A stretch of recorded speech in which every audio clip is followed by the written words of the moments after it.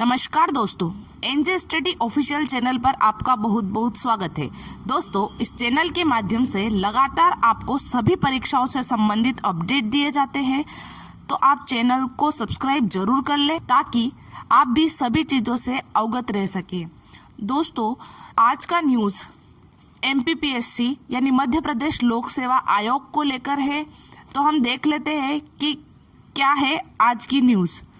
लिखा है एमपीपीएससी के पेपर में 3 प्रश्नों पर विवाद। आप सभी जानते हैं कि अभी 17 दिसंबर को एमपीपीएससी प्री परीक्षा आयोजित की गई थी, जिसकी आंसर शीट 20 दिसंबर को आई है। उसमें 3 प्रश्नों को लेकर स्टूडेंट ने आपत्ति जताई है। तो हम देख लेते हैं कि पूरा मामला क्या है।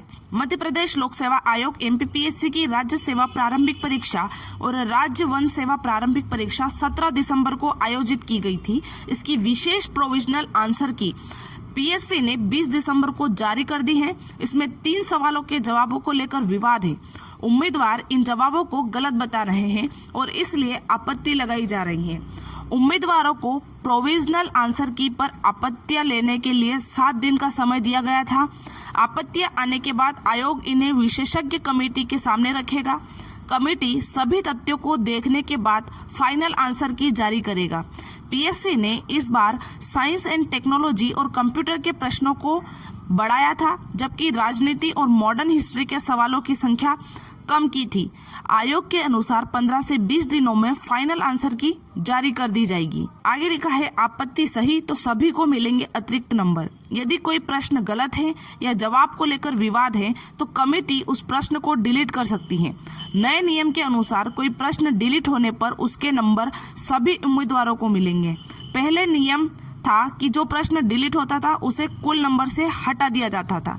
जैसे 100 प्रश्न में से 2 प्रश्न डिलीट हुए तो 98 में से मार्किंग होती थी, लेकिन नए नियम से मार्किंग 100 प्रश्नों से ही होगी। 2 गलत प्रश्नों के अंक सभी को मिलेंगे। तो आप समझ सकते हैं कि किस प्रकार से एमपीपीएससी ने नया नियम लागू किया है। अब हम देख लेते हैं कि किन प्रश्नों पर आपत्तियां थी। एक प्रश्न पूछा गया था जिसमें लिखा था कि फ्लिपकार्ट, अमेजोन और अलीबाबा किसके उदाहरण है। इस पर आपत्ति जताई है कि आंसर की में सही जवाब यानी B2B बताया गया है, जबकि इसका सही आंसर C यानी कि B2C बताया जा रहा है। एक प्रश्न और था जिसमें लिखा था कि राज्यों की अधिकतम से न्यूनतम साक्षरता का सही क्रम क्या है। तो इस पे आपत्ति जताई जा रही है कि आंसर की में सही जवाब A बताया गया है। इसमें केरल, मिजोरम, त्रिपुरा और गोवा बताया गया है, जबकि जानकारी के अनुसार आंसर D यानी केरल, मिजोरम, गोवा और त्रिपुरा सही जवाब है।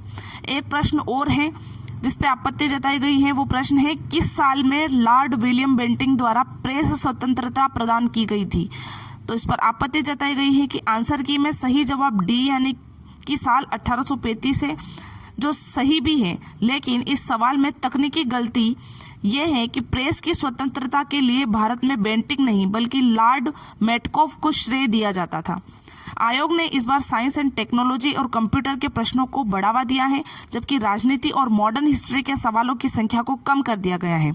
एमपीपीएससी के लिए 10 विषय पढ़ाए जाते हैं, जबकि सभी यूनिट से बराबर प्रश्न पूछे जाना चाहिए थे। ये भी सही है कि एमपीपीएससी में 10 यूनिट पूछी जाती और 10 यूनिटों में से समान प्रश्न पूछे जाना चाहिए, लेकिन इस बार के पेपर में कंप्यूटर और साइंस को लेकर ज्यादा प्रश्न पूछे गए हैं, तो ये भी स्टूडेंट के लिए चुनौतीपूर्ण था। तो आप देख सकते हैं कि किस प्रकार से इतनी बड़ी जो एग्जाम्स आयोग कंडक्ट करवाता है, ये पूरे मध्य प्रदेश की सबसे बड़ी एग्जाम्स होने के बावजूद भी इसमें हर बार सभी प्रश्नों पर आपत्तियां आ जाती है, हर बार प्रश्न गलत बता दिए जाते हैं। तो इतना बड़ा आयोग होकर भी किस प्रकार के पेपर बनाता है और फिर परीक्षाएं लंबी खींचता रहता है, जिससे जो मेहनत करने वाले स्टूडेंट है वो परेशान होते रहते हैं। इसके अलावा एक न्यूज और है एमपीपीएससी 2019 को लेकर, तो हम देख लेते हैं ये भी क्या है पूरा मामला। एमपीपीएससी के अभ्यर्थियों ने पीएम को पत्र लिखा और मांगी इच्छा मृत्यु।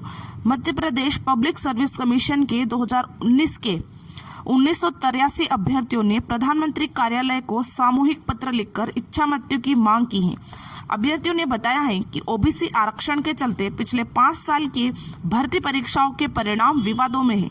वहीं दूसरी ओर वर्ष 2019 परीक्षा के 87:13:13 के फार्मूले के तहत घोषित परिणामों ने इसे और विवादित बना दिया है, जिसके चलते आधे से ज्यादा बेरोजगार अभ्यर्थी ओवर एज हो गए हैं। ज्ञात हो कि हाल ही में हाईकोर्ट ने मेंस के कुछ अभ्यर्थियों को अपात्र घोषित किया है, जिसमें यही फार्मूला लागू किया गया था। तो देखो 2019 का जो रिजल्ट है अभी तक नहीं आया है, उसको लेकर कुछ स्टूडेंट इस प्रकार से आंदोलन कर रहे हैं और प्रधानमंत्री मोदी को पत्र लिख रहे हैं, जिसमें उन्होंने इच्छा मृत्यु की मांग की है। जाहिर सी बात है 2019 का स्टूडेंट है और वह इतनी मेहनत करके इस परीक्षा को पास करता है और उसके बाद आयोग रिजल्ट नहीं देता है, तो इन स्टूडेंट पे क्या गुजरती है वो वही जान सकता है जो एमपीपीएससी की तैयारी कर चुका है।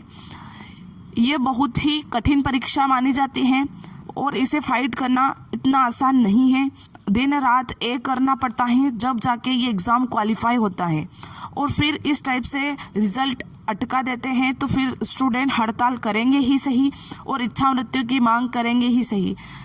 उनके ऊपर बहुत प्रेशर रहता है एग्ज़ाम्स क्लियर करने का, और उसके बाद आप रिजल्ट नहीं देते हैं तो स्टूडेंट करेगा क्या। तो दोस्तों, इस चैनल के माध्यम से लगातार आपको डेली अपडेट दिए जाते हैं सभी परीक्षाओं से संबंधित, तो आप इस चैनल को लाइक, शेयर, सब्सक्राइब जरूर करें। धन्यवाद।